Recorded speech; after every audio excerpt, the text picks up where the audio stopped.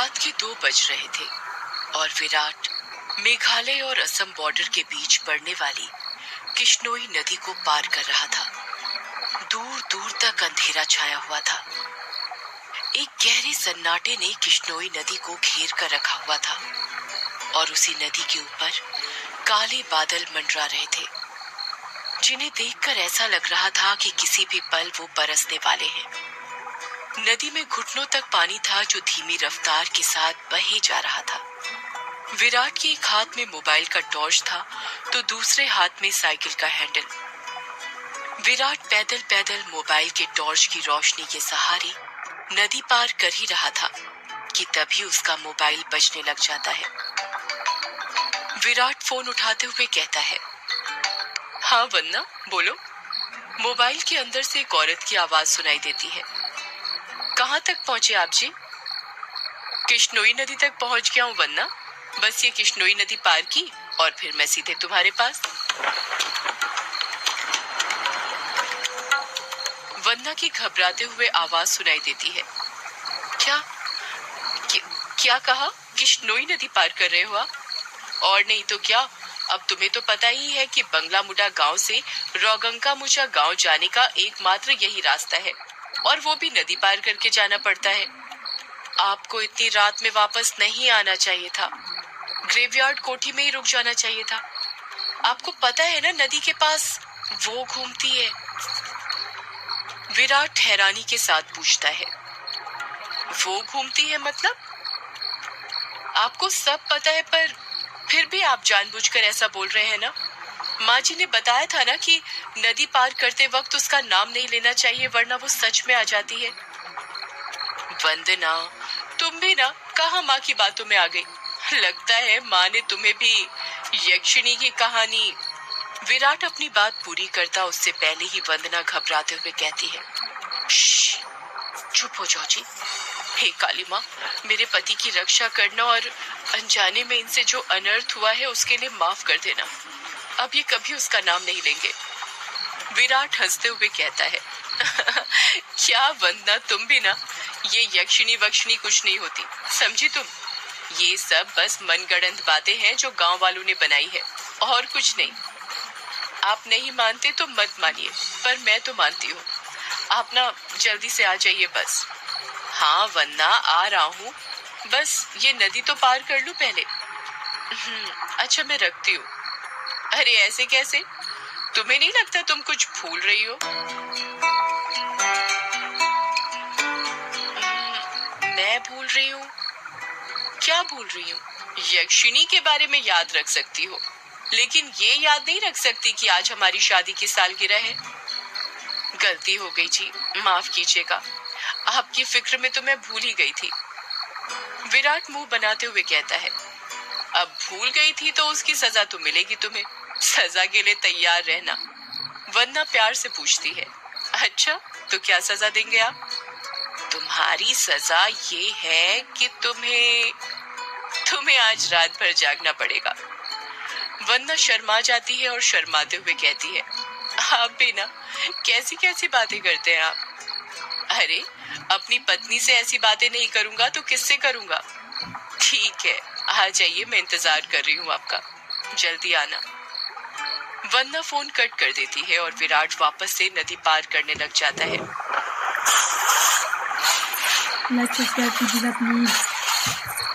अभी विराट ने 1-2 कदम ही आगे बढ़ाए थे कि तभी उसको पायल बजने की आवाज सुनाई देती है।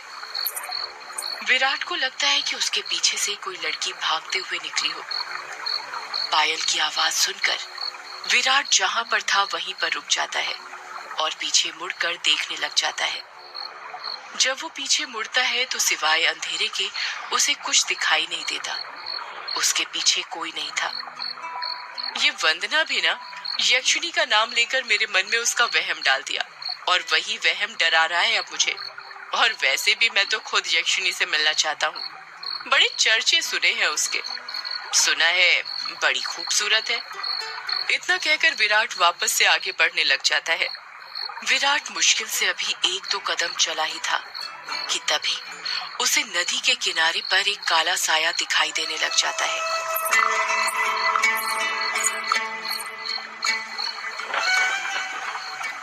काले साए को देखकर विराट के कदम अपने आप थम जाते हैं। साए को देखकर ऐसा लग रहा था कि जैसे वो विराट का ही इंतजार कर रहा था। काले साए के पास से पायल के बजने की आवाज और चमेली के फूल की खुशबू आ रही थी। विराट के हाथ पैर कपकपाने लग गए थे। विराट डरते हुए कहता है, कहीं कहीं वंदना की बात सच तो नहीं थी? ये यक्षिणी तो नहीं? विराट उस साई को देखकर इतना डर गया था कि उसका पूरा चेहरा पसीने से लथपथ हो गया था। विराट के हाथ पैर ठंडे पड़ गए थे। उसका दिल जोरों से धड़कने लग गया था। उसकी समझ में नहीं आ रहा था कि वो क्या करे। विराट डरते हुए कहता है, कौन है? कौन है वहां पर? कोई जवाब नहीं आता है। सन्नाटा अभी भी छाया हुआ था। विराट अपने मोबाइल का टॉर्च उस काले साए पर मारने लग जाता है। जब उस टॉर्च की रोशनी उस काले साए पर पड़ती है तो विराट देखता है कि वो साया किसी और का नहीं बल्कि एक लड़की का था। नदी के किनारे पर एक बहुत ही खूबसूरत लड़की खड़ी थी जिसकी उम्र करीब 24 साल और लंबाई 5 फीट 2 इंच थी। उसकी लंबी सी गर्दन, गुलाबी से होंठ, बाल खुले हुए जो उसकी कमर तक आते थे, उसका गोरा बदन और उसी गोरे बदन पर उसने काली साड़ी पहन रखी थी। वो लड़की किसी अप्सरा से कम नहीं लग रही थी। वो इतनी खूबसूरत थी कि कोई भी मर्द उसका रूप देखकर अपनी हदों को भूलकर उसकी बाहों में मदहोश होना चाहे। वो लड़की अपने हाथ से विराट को इशारा करते हुए अपने पास बुलाती है। उस लड़की को देखकर विराट भूल गया था कि यक्षिणी जैसी कोई चीज भी होती है। विराट अपनी साइकिल को वहीं पर छोड़ देता है और जल्दी जल्दी उस लड़की के पास जाने लग जाता है, जैसे उसके बदन में कोई आग लग गई हो। विराट उस लड़की के पास जाकर उससे धीरे से पूछता है, कौन हो तुम और यहाँ पर क्या कर रही हो? क्या नाम है तुम्हारा? लड़की अपने चेहरे पर मुस्कान लाते हुए कहती है,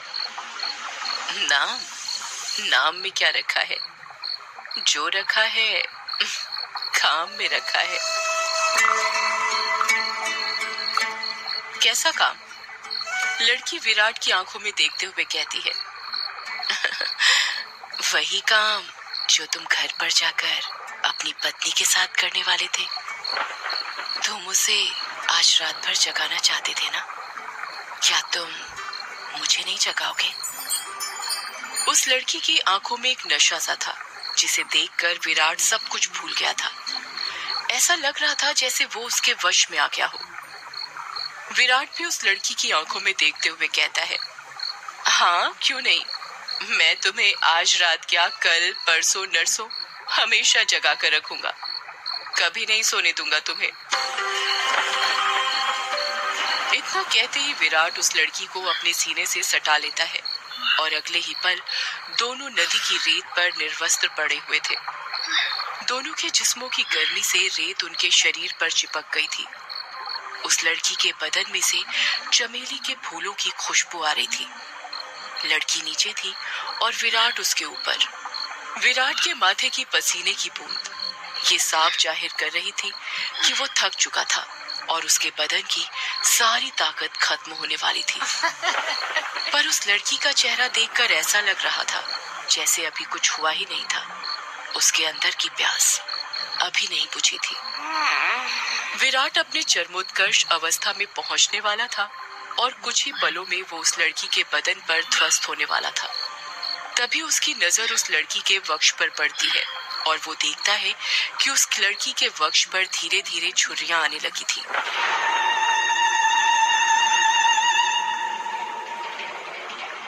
उसके हाथ पैरों की नसें बाहर निकलने लगी थी। उसके बाल काले से सफेद होने लगे थे। देखते ही देखते वो लड़की अचानक से बूढ़ी औरत में तब्दील हो जाती है। ये सब देखकर विराट की आंखें फटी की फटी रह गई थी। उसका गर्म बदन अचानक से ठंडा पड़ गया था। विराट कांपते हुए कहता है, कौन हो तुम? वो लड़की धीरे से कहती है, मैं यक्षिणी, तेरी मौत।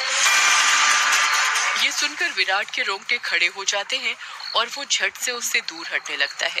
पर उसी वक्त यक्षिणी उसे अपने दोनों हाथों से पकड़ लेती है और कहती है, अभी कहाँ जा रहे हो प्रियतम? मेरी प्यास अभी बुझी नहीं है। तुम तो मुझे कल, परसों, नरसों हमेशा तक जगाना चाहते थे ना? क्या हुआ, थक गए या डर गए मेरा असली रूप देखकर? विराट उसका खौफनाक चेहरा देखकर इतना डर गया था कि कुछ नहीं बोल पा रहा था। उसको यक्षिणी की आंखों में खुद की मौत नजर आ रही थी। यक्षिणी गुस्से में कहती है, वासना की प्यास में तू ये भूल गया कमीने कि तेरी पत्नी वंदना तेरा घर पर इंतजार कर रही है और तू यहाँ पर मेरे साथ। तुम मर्द कभी एक स्त्री से प्यार कर ही नहीं सकते। तुम्हारी हवस कभी खत्म नहीं होने वाली। इतना कहकर यक्षिणी अपना हाथ विराट के सीने पर रख देती है। यक्षिणी के लंबे लंबे काले नाखून थे जो चाकू की तरह पैने थे। विराट डरते हुए कहता है, नहीं नहीं, ऐसा मत करो, जाने दो मुझे। जाने ही तो दे रही हूँ, भोली भेंटोला, भोली भेंटोला। इतना कहकर यक्षिणी अपना हाथ विराट के सीने के अंदर घुसा देती है और उसी वक्त जोर से काले बादल गरजने लगते हैं और बारिश होने लगती है। विराट के शरीर का खून नाखूनों के सहारे यक्षिणी के शरीर में जाने लगता है। जैसे जैसे खून यक्षिणी के शरीर के अंदर जा रहा था, वो वापस से जवान होती जा रही थी। यक्षिणी वापस से अपने पुराने रूप में आ गई थी और विराट का शरीर सूखकर सफेद पड़ गया था। उसके अंदर खून की एक बूंद तक नहीं थी, पर उसकी धड़कनें अभी भी चल रही थी। यक्षिणी अपना मुंह विराट के कान के पास ले जाती है और फुसफुसाते हुए कहती है, राम रो न राम रो, राम रो न राम रो।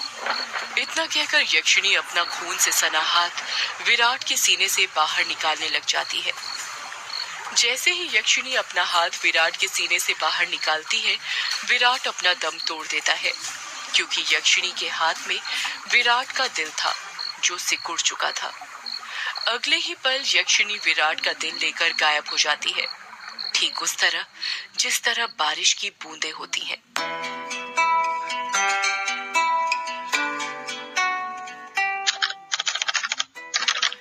टाइपराइटर के बटन दबने की आवाज सुनाई दे रही थी। एक आदमी जो कि कोट पैंट पहना हुआ था, एक बंद कमरे में सफेद टाइपराइटर के ऊपर कहानी टाइप कर रहा था। उस आदमी ने बड़ा सा गोल चश्मा पहना हुआ था। कमरे के अंदर चारों तरफ बुक सेल्फ रखी हुई थी, जिनमें करीब 1000 से भी ज्यादा किताबें जमी हुई थी। टेबल के ऊपर ही एक ऐश ट्रे थी, जिसमें कुछ आधी जली तो कुछ पूरी जली सिगरेट और ऐश रखी हुई थी। लेखक खुद से कहता है, चलो ये भाग तो पूरा हुआ। अब दूसरे भाग में वंदना अपने पति की मौत का बदला लेगी, साथ में यक्षिणी के अभिशाप का पता लगाएगी और उसे इस अभिशाप से मुक्ति दिलाएगी। रीडर्स को बहुत दुख होगा विराट की मौत से, पर क्या करें, मौतें होंगी तभी तो हॉरर कहानी आगे बढ़ेगी। इतना कहकर लेखक एक सिगरेट जलाता है और उसके कश खींचते हुए अपने मोबाइल से किसी को फोन करने लग जाता है। फोन के अंदर से उबासी लेते हुए आवाज सुनाई देती है, हेलो कौन? हेलो जगदीश, वो मैं बोल रहा था कि कहानी तैयार हो गई है। अच्छा सर, आप हैं? क्या कहा आपने? कहानी तैयार हो गई? ये तो बहुत अच्छी बात है सर, पर बुरा मत मानिएगा सर, ये बात आप मुझे सुबह भी बता सकते थे। इतनी रात में कॉल करने की क्या जरूरत थी? लेखक सिगरेट का कश खींचते हुए कहता है, क्या कहा इतनी रात में? आखिर अभी वक्त ही क्या हुआ है? बस। लेखक ने इतना ही कहा था कि तभी उसकी नजर उसके हाथ की पुरानी सी वॉच पर पड़ती है और वो देखता है कि रात के 3:05 हो रहे थे। लेखक अपनी गलती महसूस करते हुए कहता है, अरे 3 बज गए? इतनी रात हो गई, मुझे तो पता ही नहीं चला।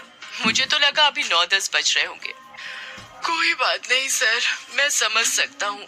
आप इतनी लगन के साथ कहानी लिखते हैं कि आपको वक्त का एहसास ही नहीं होता। हाँ, ये तो है। देखना, जब ये किताब आएगी तो लोगों के रोंगटे खड़े हो जाएंगे। रात रात भर जाग कर ये कहानी लिखी है मैंने। वो तो होनी ही है सर, आखिर आपकी कहानी में जान होती है, इतनी जान कि सोए हुए मुर्दों को भी जगा दे और उनको भी कहानी सुनने के लिए मजबूर कर दे। वैसे अभी जो कहानी आपने लिखी है उसका नाम क्या है? इस कहानी का नाम है यक्षिणी, एक डायन। मोबाइल के अंदर से हैरानी के साथ आवाज सुनाई देती है। क्या कहा सर? यक्षिणी? हाँ, यक्षिणी। क्या हुआ, तुम इतने शॉक्ड क्यों हो रहे हो? सर, मैंने सुना है ये जो यक्षिणी है ये आपके गांव के पास जो किश्नोई नदी है वहां पर घुमा करती है और मर्दों के साथ वो सब, यानी वही सब करके उन्हें मार देती है। हाँ तो सर, आपको डर नहीं लगता जिस गांव में यक्षिणी घूमती है वहीं पर रहकर उसके बारे में कहानी लिखकर अगर यक्षिणी ने आपको कुछ कर दिया तो? जगदीश, यक्षिणी इतनी बुरी नहीं होती जितना गांव के लोग और तुम सब समझते हो। मतलब ये कि यक्षिणियां बहुत अच्छी होती हैं, इतनी अच्छी कि दूसरों की खुशी के लिए अपना सब कुछ कुर्बान करने के लिए तैयार हो जाएं। पर कभी कभी जिंदगी में कुछ ऐसी घटना घटती है कि आपकी पूरी जिंदगी बदल जाती है। कैसी घटना सर? मैं कुछ समझा नहीं। पौराणिक मान्यताओं के अनुसार हमारे ब्रह्मांड में अनेक लोक हैं, जिसमें देवी देवताओं, सुर असुर,